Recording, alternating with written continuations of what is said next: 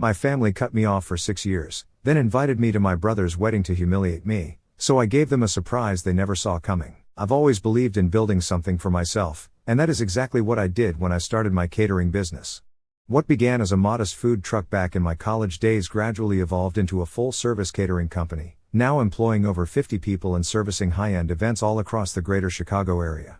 I've worked hard to get here, sleepless nights, sacrifices, and relentless determination. It took me nearly a decade, but I built something I'm proud of. This background is important to understand what happened last weekend at my younger brother Mark's wedding, which turned into an absolute disaster. To give some context, I haven't been on speaking terms with my family for nearly 6 years. My mom passed away when I was 14, and my dad remarried within a year to Jenny, my now stepmother. Jenny made it clear from day one that she wanted no reminder of my mother. My father, eager to move on, allowed her to push my mother's memory out of our lives, which created a lot of tension between us. My younger brother Mark, who was only 10 at the time, became very close to Jenny, but I struggled to accept her sudden controlling presence in our home. The distance between my father and me started then. The real breaking point came during my college years. While I was juggling multiple part-time jobs to pay for school, my father refused to offer me any financial help, claiming I needed to learn responsibility. Meanwhile, he was fully funding Mark's education at an expensive private university. The difference in how we were treated was impossible to ignore. Jenny, who had a condescending attitude towards me, never missed an opportunity to belittle my efforts. While I was trying to build my catering business, she often referred to it as playing with a food truck, while praising Mark's real career in finance. After college, I rarely contacted them. I would show up for holidays, but that was about it. The final straw came 6 years ago when I learned that my father and Jenny had sold our childhood home without informing me. I only found out after they had moved into a new place, and by then, all of my mother's remaining belongings, things I had wanted to keep, were gone. When I confronted my father about this, he told me I was being over-emotional and needed to move on with my life. That was the moment I decided to go no contact. Fast forward to last month. I unexpectedly received a formal invitation to Mark's wedding. Along with the invite was a handwritten note from him saying that he missed me and wanted to repair our relationship. After a lot of thought, I decided to give it a chance despite our family history. I figured it was worth attending. I even offered to provide the catering for the wedding at a significant discount as a gesture of goodwill, but Mark politely declined, saying they had already booked another company. I was a little hurt, but I shrugged it off. The wedding was held at a beautiful venue in Lake Forest, and I arrived cautiously optimistic. Mark seemed genuinely happy to see me, which was a relief, but Jenny's attitude hadn't changed. The moment she saw me, she made snide comments about my appearance and my catering business. I brushed it off and tried to enjoy the ceremony, which was undeniably beautiful. However, the family seating arrangement was telling. I was placed at a table far from my immediate family, alongside distant cousins I barely knew, which felt like a subtle reminder that I was still an outsider. Things took a nosedive during the reception. My father, clearly drunk, approached my table and started berating me out of nowhere. He accused me of showing up uninvited despite the formal invitation I had in my pocket and loudly claimed I was an embarrassment to the family. He said my presence was ruining Mark's big day, and before I could even respond, Jenny chimed in, asking with thinly veiled sarcasm how much I was making playing restaurant owner these days. She even commented on my suit, implying I couldn't afford something as nice as what I was wearing. The sheer audacity of it was unbelievable. Instead of saying anything or reacting at all, I decided to leave quietly. I knew there was no point in engaging with them, especially with my father being drunk and Jenny clearly enjoying the opportunity to take jabs at me. I was walking towards my car when something caught my eye, the catering staff setting up for the main course. I recognized several of them immediately. These were people who worked for me. That's when it hit me. The catering company my business partner had hired for the wedding had recently been acquired by my company. The former owner had stayed on as a manager, so I hadn't been directly involved in the planning, but legally, the company and this event were now under my control. I called my operations manager just to confirm what I was already suspecting. Sure enough, this was our event. I thought back to what my father had said, how I was an embarrassment, how I was ruining the wedding just by being there, and that's when I made a decision. If my presence was so offensive to them, then surely they wouldn't want my company catering their event either. I instructed my staff to pack everything up and leave immediately. Within 15 minutes, 25 of my employees had loaded all the food, equipment, and supplies back into our trucks and were on their way out. Chaos erupted shortly after, with 300 guests left without their main course or dessert. People started to realize something was seriously wrong.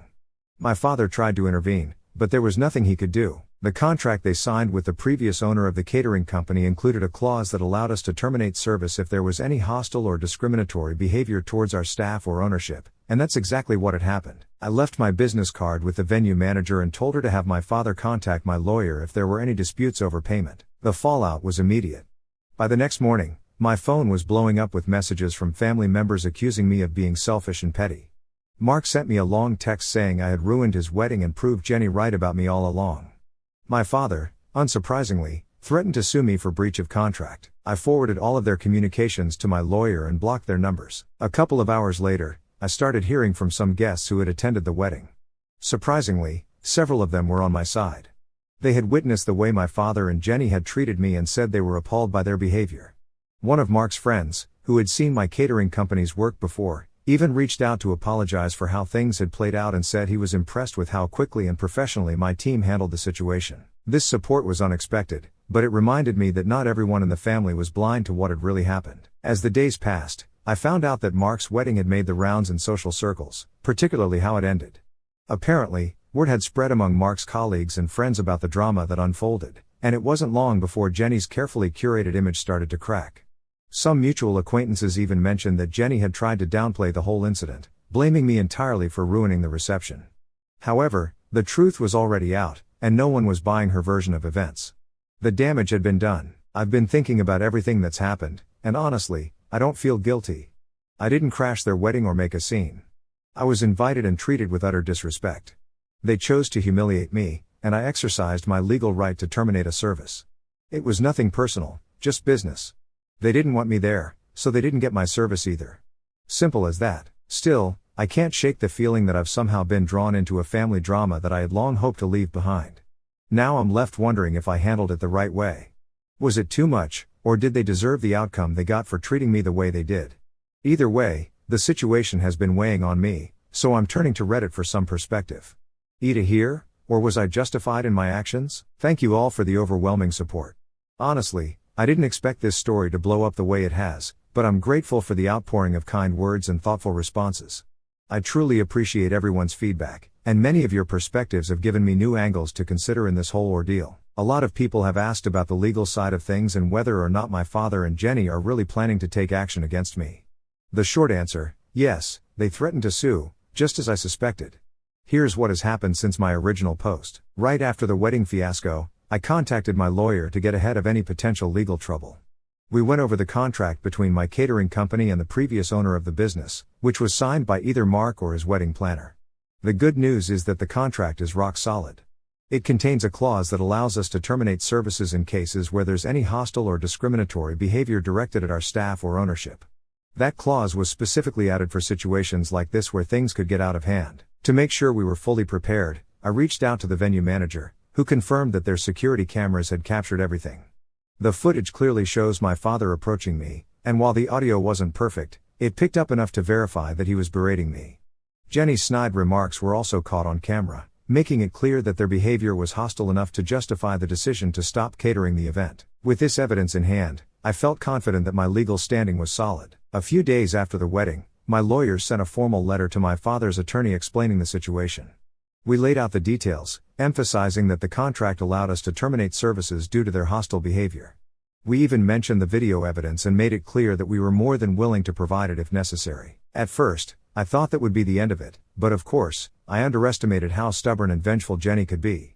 Yesterday, my father's lawyer sent a response demanding a full refund for the catering. They also threatened to sue for damages, claiming that by pulling the catering, I had ruined the wedding and caused irreparable harm. They were seeking compensation not only for the catering but also for the disruption it caused to the entire event. Naturally, I wasn't about to cave into their demands. I wasn't going to pay them anything, especially since they were the ones who had created this mess in the first place. After discussing things with my lawyer, we decided to offer a counter-proposal. We're willing to refund 50% of the deposit, but only under two conditions. First, they have to sign a non-disclosure agreement, NDA, which means they can't talk about this situation publicly or leave negative reviews online. Second, they have to sign a release of claim, which would prevent them from pursuing any further legal action against me or my company. We've sent the offer, and now we're just waiting for their response. Despite all this legal wrangling, Jenny has already tried to cause problems. The venue manager called me a few days ago to let me know that Jenny had been attempting to post negative reviews about my catering company online. In her reviews, she claimed that we had sabotaged the wedding and blown things out of proportion to make the family look bad. Thankfully, the venue manager was able to block her attempts, but it's still frustrating to deal with. My legal team is keeping a close eye on the situation, and if Jenny continues to spread false information, we'll treat it as defamation and escalate accordingly. Interestingly enough, the chaos of the wedding has led to some unexpected positives for my business. Several wedding guests have since reached out to compliment how my staff handled the situation and even expressed interest in hiring us for their own events. Some of them told me they were impressed by how quickly and professionally my team packed up and left. It's strange to think that a disaster like this could lead to new business opportunities, but that seems to be the silver lining in all this. As for my brother Mark, he still hasn't contacted me directly, but he did send a message through one of our mutual cousins. In the message, Mark admitted that he felt guilty for not standing up for me during the wedding. He said that he didn't want to cause problems with our father and Jenny, which is why he stayed silent when things got ugly. He apologized and asked if we could meet to talk things over. I have mixed feelings about this. Part of me wants to give him a chance to explain, but another part of me feels like it's too late for that. For now, I'm going to hold off on any meetings until the legal situation is fully resolved. On a personal level, I've been reflecting a lot on everything that's happened. In some ways, I feel vindicated for standing up for myself. My family had treated me like an outsider for years, and I finally drew a line in the sand, legally and professionally. I know I made the right decisions, but emotionally, this whole situation has been draining.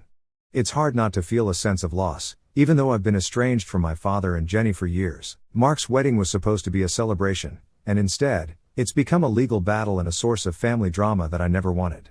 The weight of it all is starting to sink in. I'm left wondering what the long-term consequences will be for my relationships with the rest of the family. Will things ever get back to normal? Can I ever repair my relationship with Mark? Or is the damage too deep? I don't have answers to those questions yet, and it's going to take some time to figure it all out. For now, I'm focused on seeing how my father and Jenny respond to our offer. If they agree to the NDA and the release of claims, maybe we can all move on from this mess. If they refuse and decide to push forward with legal action, I'm prepared to defend myself and my company. One of my business associates, who had a working relationship with the wedding planner hired by Mark and Jenny, gave me some additional insights into what went down before the wedding. Apparently, the chaos didn't just start with my arrival, it had been brewing for weeks. According to my associate, Jenny had been a nightmare to deal with from the beginning. She insisted on making several last-minute changes to the flower arrangements despite having already signed off on them. Not only that, but she went back and forth with the event planner over almost every detail. The wedding cake design was altered at least 3 times because Jenny couldn't make up her mind, and she even demanded a complete overhaul of the seating arrangement just days before the event. The event planner had to rearrange seating for over 300 guests more than once, which isn't just inconvenient, it's costly. On top of that, there was some serious tension between Jenny and the venue staff. Jenny apparently made several condescending remarks about their level of professionalism, complaining that they weren't up to the standard she expected for such an upscale wedding. This was ironic considering the staff was some of the best in the business and the venue was known for its top-notch service. Jenny also tried to get the band to play a different set list at the last minute, even though Mark and his fiancée had personally chosen all the songs months in advance. It was one of those classic situations where Jenny had her hands in everything, making the planning process a nightmare for everyone involved. My associate told me that there were some moments leading up to the wedding where it looked like the event planner was on the verge of quitting because of Jenny's constant meddling and impossible demands. But being the professional she is, the planner stuck it out despite the emotional toll Jenny's behavior was taking on the entire team. When my associate told me this, I couldn't help but feel a little vindicated. The distress and confusion I'd felt at the wedding reception were clearly just the tip of the iceberg compared to what the vendors had been dealing with in the weeks leading up to it. Now back to the legal matters. Yesterday, my father's lawyer finally contacted us, and they've agreed to accept our settlement offer. After what I assume was a long discussion between my father, Jenny, and their legal team, they decided to take the partial refund and sign the non-disclosure agreement, NDA. This morning, they signed all the necessary documents, and we processed the refund, 50% of their deposit minus the costs already incurred for the food, staff, and travel. With that, the legal dispute has been resolved. The lawyer's letter was formal, and they didn't bother to include any sort of apology or acknowledgement of what really happened, but I wasn't expecting one. The important thing is that they agreed to the settlement, and I won't have to worry about any further legal repercussions from them. However, while the legal matter may be over, the personal fallout is still ongoing, and it's only getting worse. One of the more disturbing developments is that Jenny has been actively trying to undermine my business since the wedding. She's been calling several of my employees, trying to fish for information about how my company operates. Thankfully, my staff are loyal and know better than to engage with her, especially considering the circumstances. We've instructed all employees to direct any and all communications from my family straight to our legal department. But it doesn't stop there. Jenny has also been reaching out to some of my business partners on LinkedIn, spreading false claims about my character and accusing me of ruining her son's wedding on purpose. It's one thing to be angry, but it's another to try to sabotage someone's livelihood. Jenny crossed a major line with these attempts to tarnish my reputation. As soon as we became aware of what she was doing, our lawyer sent her a cease and desist letter.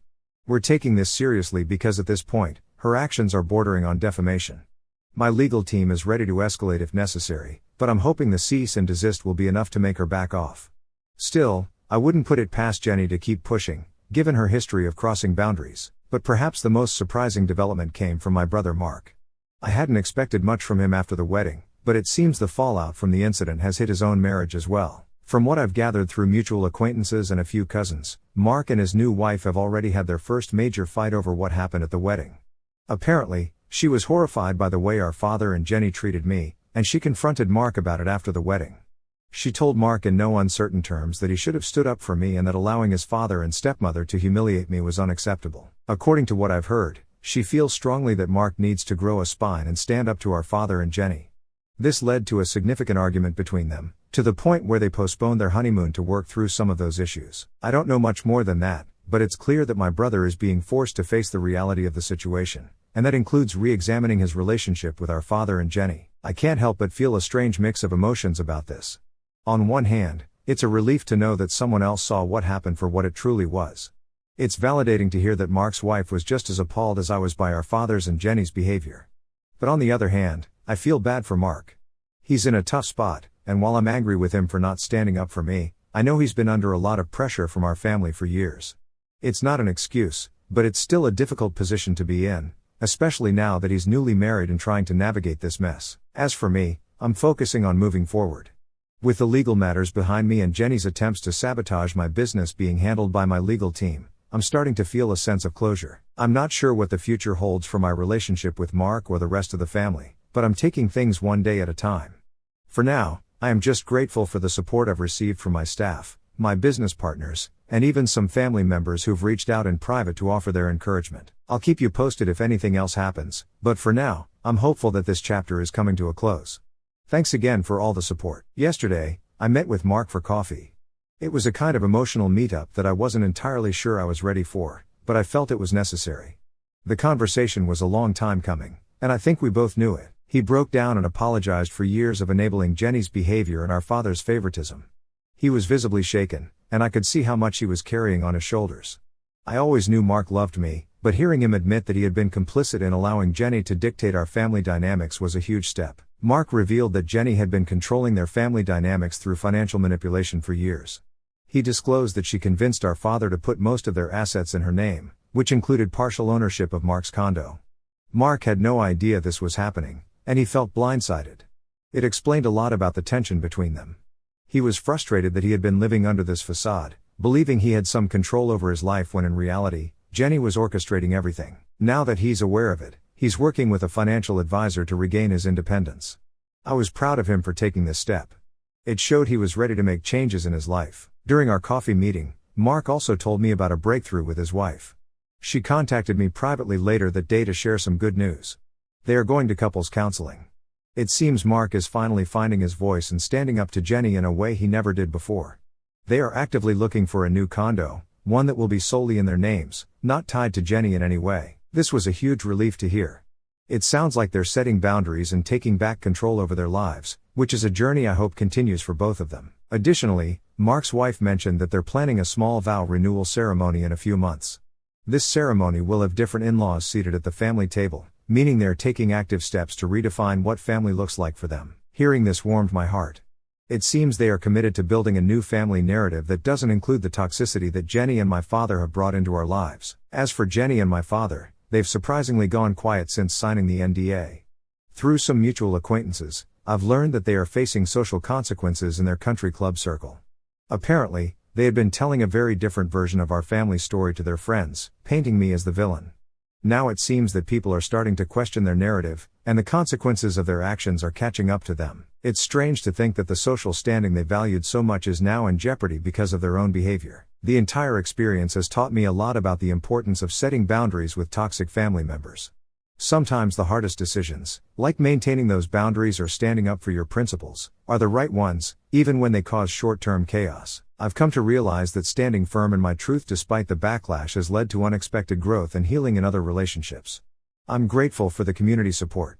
Many of you have reached out to share your own experiences with toxic family dynamics, and it's comforting to know I'm not alone in this.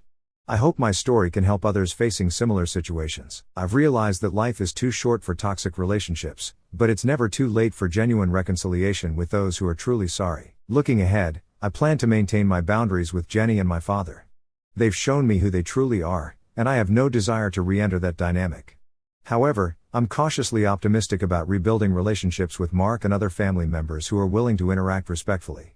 I think there's a chance for us to reconnect, especially since Mark is now aware of the need for healthier boundaries. As for my business, things are going better than I could have anticipated.